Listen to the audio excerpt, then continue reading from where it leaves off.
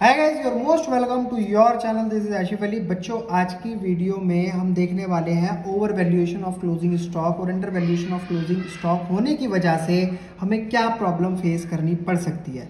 तो देखो, closing stock तो पता ही है आपको, पूरे साल के दौरान जो भी हमारा माल बिका, जो भी हमने खरीदा और एंड में आकर जो भी बचा, उसे हम क्या नाम देते थे? क्लोजिंग स्टॉक का। अब इसका इम्पैक्ट किस चीज़ पर पड़ता है? तो बच्चों, आपने 11th क्लास में एक अकाउंट बनाया था जिसका नाम हुआ करता था ट्रेडिंग अकाउंट। ठीक है, तो हम इसी की हेल्प से सीखेंगे कि इसका कहाँ असर पड़ता है। तो ये हो गया हमारा ट्रेडिंग अकाउंट बनकर तैयार।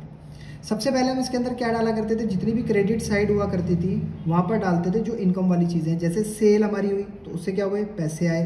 तो मान लो सेल हो गई 1,00,000 रुपए की, और हम डाला करते थे यहाँ पर जो भी बचे हुए स्टॉक होते थे जिसका नाम होता था क्लोजिंग स्टॉक। ठीक है, ये नॉर्मल में क्वेश्चन चला रहा हूँ, आप इसका इम्पैक्ट समझना, इसका इम्पैक्ट कहाँ पड़ेगा। ठीक है, और डेबिट साइड आता था ओपनिंग स्टॉक 20,000, ये लिख दिया हमने। टू परचेज, जो भी हमने सामान खरीदा वो लिख दिया हमने, 60,000 रुपये का सामान खरीदा। टू डायरेक्ट एक्सपेंसेस, ठीक है जी, बस इतनी चीज़ें हमने यहाँ पर लिख दी, 10,000 रुपये। अब हम क्या करेंगे? टोटल करेंगे, टोटल करके देखेंगे क्या होता है। तो टोटल हमने करा 1,00,000 प्लस 40,000, टोटल आया 1,40,000। इसको लिखा हमने क्रेडिट डेबिट साइड, और सेम इसमें से माइनस कर दिया ऊपर के जितने भी एक्सपेंसेस हैं। तो 1,40,000 में से कितना माइनस करेंगे? 60 और 20, 80 और 1,90। 1,40,000 में से 90,000 गए तो कितने बचे? 50,000। ये 50,000 किस नाम से बुलाया करते थे बच्चों? ग्रॉस प्रॉफिट के नाम से। ये तो हो गया नॉर्मल तरीका जो हमने सही सही सब कुछ करा है। अब मैं ये कहता हूँ कि आपने एक ट्रेडिंग अकाउंट बनाया, उस ट्रेडिंग अकाउंट को बनाने की वजह से या आपसे एक गलती हो गई उसके अंदर। ठीक है, आपसे गलती क्या हुई?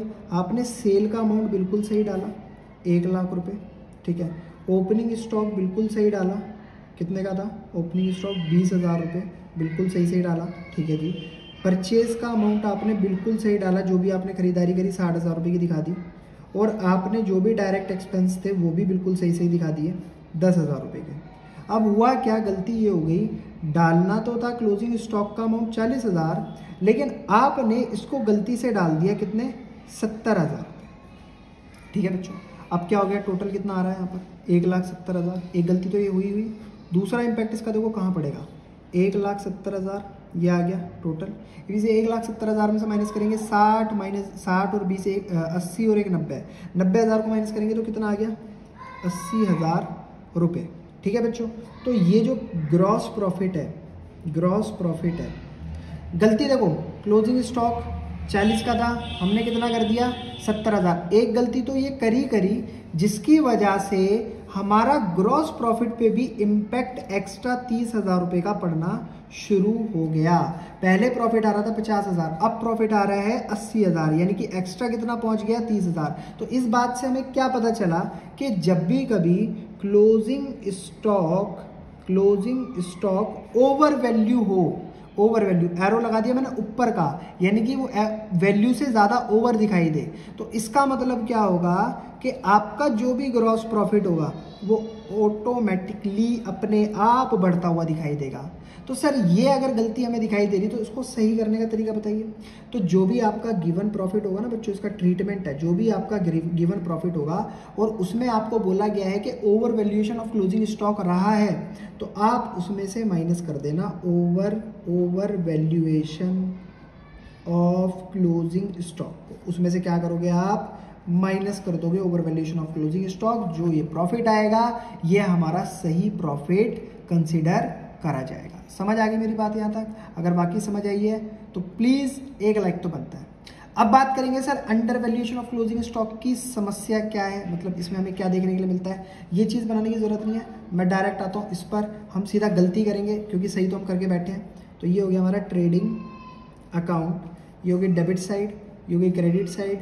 यहाँ पर हम चीज़ों को डालेंगे जो जो जैसे जैसे हमारे मतलब हुए हैं। तो मान लो यहाँ लिख दिया हमने बाई सेल्स और अमाउंट डाल दिया वही 1,00,000। ठीक है, और क्या लिखा है हमने? अब की बार टू ओपनिंग स्टॉक, कितने का ओपनिंग स्टॉक? 20,000 का लिख दिया हमने। टू परचेज, कितने का है? 60,000 का लिख दिया हमने। टू डायरेक्ट एक्सपेंसेस, ठीक है जी, लिख दिया हमने 10,000 रुपये। लेकिन जो क्लोजिंग स्टॉक है वो अब की बार अंडर वैल्यू लिख दिया, ये भी गलती से हमने गलत कर दिया। लिखना कितना था 40, लिख दिया 20,000 रुपये। ज़रा टोटल करके देखते हैं, 1,20,000 टोटल आया, ठीक है जी। इस 1,20,000 में से हमने क्या करा, 90,000 को माइनस कर दिया।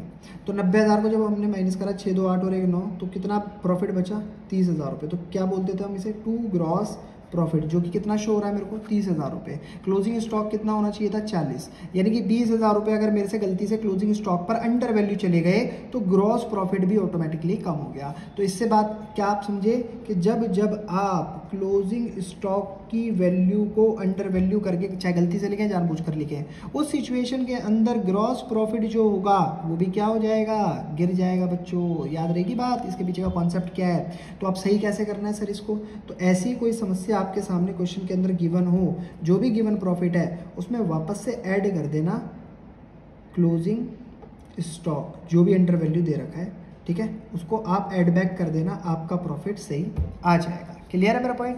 आई होप आपको यहाँ तक बात बहुत बढ़िया तरीके से समझ आई होगी। अगर आपको वाकई समझ आई तो प्लीज़ बच्चों वीडियो को लाइक, चैनल को सब्सक्राइब जरूर कीजिएगा। फिर मिलेंगे आपसे अगली वीडियो में अगले नए टॉपिक के साथ, तब तक के लिए धन्यवाद।